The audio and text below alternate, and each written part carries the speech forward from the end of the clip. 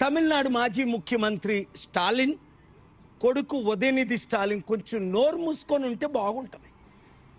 CM విజయ్ని ప్రజలు ఎన్నుకున్నారు.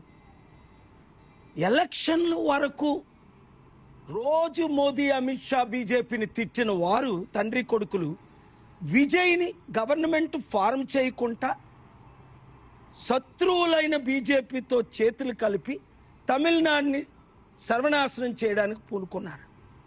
అయినప్పటికీ విజయ్ గవర్నమెంట్ ఫార్మ్ చేసిన తర్వాత కూడా స్టాలిన్ దగ్గరికి వెళ్ళి రిక్వెస్ట్ చేసిన మద్దతు ఇమ్మని, మద్దతు ఇవ్వట్లేదు సరికదా.